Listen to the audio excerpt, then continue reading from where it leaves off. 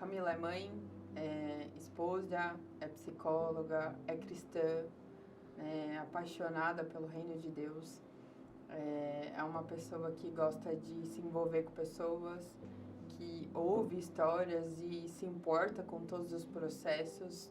É uma pessoa que visa a melhoria de pessoas, desenvolvimento de profissionais. A Camila é uma pessoa que não tem medo de compartilhar conhecimento, de mostrar quais foram os processos por qual eu passei, por onde eu fui me desenvolvendo. Eu também entendo que o que faz muito parte de mim é a minha trajetória, né? Os lugares onde eu trabalhei, os lugares onde eu passei, as pessoas com qual eu me relacionei. Eu sempre fui muito uma pessoa observadora, observava o que as pessoas tinham de melhor e ia carregando, né, isso para minha vida, para as minhas práticas, para o meu dia a dia. A Camila é uma pessoa que se importa com o outro, né? Às vezes tem pessoas que me olham, eu tô com o rosto mais fechado, mas eu tô ali pensando como eu posso ajudar, como eu posso solucionar, como eu posso desenvolver, que estratégia eu posso criar. Então, quando eu penso sobre a Camila, eu penso nessas características.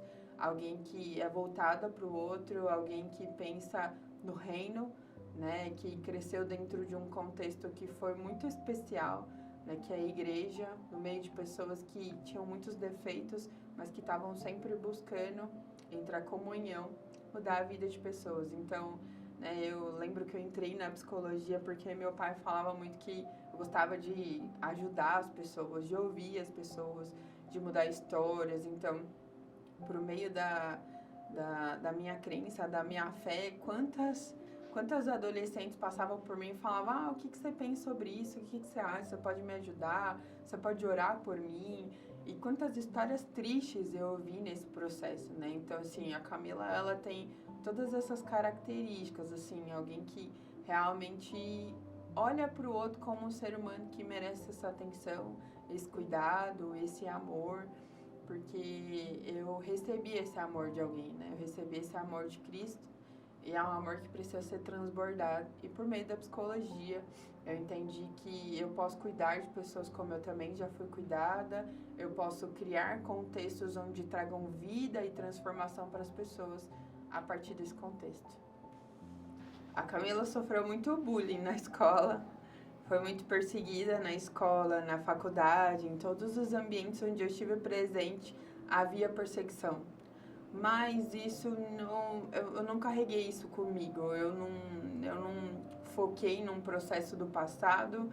Foram momentos que às vezes foram tristes, desafiadores, né? Eu era considerada a Maria Bíblia, a Maria Livro, eram muitas Marias, muitas identificações como Marias, mas isso não foi uma coisa que eu levei comigo. Por quê? Porque eu observava muito o que acontecia. Eu observava que essas pessoas que estavam trazendo essas difamações, essas calúnias, essas palavras às vezes pesadas, elas tinham históricos, elas eram pessoas que precisavam e necessitavam de amor e de cuidado, né? O meu pai foi uma peça fundamental nesse processo. A gente sempre teve um bom relacionamento, também teve alguns desafios na adolescência, mas ele sempre ia me conduzindo, sempre ia me orientando. Eu era uma pessoa que tinha muita dificuldade em perdoar as pessoas, mas hoje isso é algo muito mais natural, hoje é algo mais fluido para mim. Mas eu olho para esse processo também e vejo que cada uma dessas pessoas que trouxeram palavras negativas, hoje elas também fizeram processos fundamentais para eu chegar onde eu estou hoje. Então, assim, eu não carrego isso como um peso. Na verdade, eu carrego isso como parte da minha história, como algo que eu precisava viver para realmente me desenvolver e ser a pessoa que eu sou hoje. Então, eu lembro que na faculdade tinha momentos em que, num semestre, eu era completamente elogiada, todo mundo falava, nossa, que trabalho incrível. Mas quando eles começavam a entender quem eu era e que eu era cristã e que eu acreditava nesses valores, as coisas se invertiam. Então eu era incompetente, eu era a pessoa que não estava fazendo parte do processo terapêutico que eles acreditavam que era essencial. E uma coisa que eu fico muito feliz e eu vi a honra de Deus, porque por mais humilhação que eu sofri no processo da faculdade, no final sempre vinha uma resposta de pessoas que viam todo o meu esforço falando assim, ela é a pessoa que se destaca, ela é a pessoa que se dedica, ela é a pessoa que ama o que ela faz. Eu lembro que quando o professor, ele me humilhou na frente de todo mundo, era um professor que eu amava demais, porque ele me trouxe muitos conhecimentos acerca de família, que era uma área que eu queria muito me desenvolver, a área sistêmica. E no primeiro semestre a gente era muito amigo, muito próximo. No segundo semestre ele trazia palavras muito pesadas para mim, falando que eu não estava conseguindo fazer tal coisa porque eu era incompetente. E de certa forma eu tinha uma dupla, uma mulher de 60 anos que não conseguia mais desenvolver uma linha de raciocínio, que não tinha tantos comprometimentos com o curso em si, e eu levava praticamente nas costas sozinha, fazia todas as reuniões, fazia todos os atendimentos, fazia todos os relatórios, exatamente tudo sozinha, e eu fui considerada incompetente. E teve um amigo secreto no final desse semestre, e a menina falou, eu tirei a menina que mais se dedicou, que não teve apoio de ninguém, que levou nas costas, né, esse semestre de intervenção, de sessões, e que realmente ela merece honra, né? E aí eu nem imaginava que seria eu, e ela falou, não, essa pessoa é a Camila. E eu via isso como um cuidado de Deus para mim, mostrando que, olha, você sofre perseguições por ser cristã, você acredita em alguns ideais, e como que era, assim, porque a psicologia, por exemplo, infantil, falava que a criança, ela precisava mentir para ela se desenvolver em algumas competências que eram importantes para o contexto social, e eu falava assim, como assim? A mentira, em algum momento, ela vai ser boa? Em que momento a mentira ela pode ter alguma importância de validade social, sendo que ela acarreta prejuízos para as pessoas? Como que você proporciona ensinar algo que em algum momento vai ser destrutível isso para essa criança? Então eu tinha muitos confrontos, eu nunca fui uma pessoa que aceitava qualquer coisa, porque desde que eu era muito nova meu pai falava para mim, quando alguém te disser alguma coisa, quando alguém te disser alguma coisa, você tem que tentar entender que não é tudo que as pessoas te dizem que você tem que carregar para si. Vai lá, estuda, vai ver se realmente é.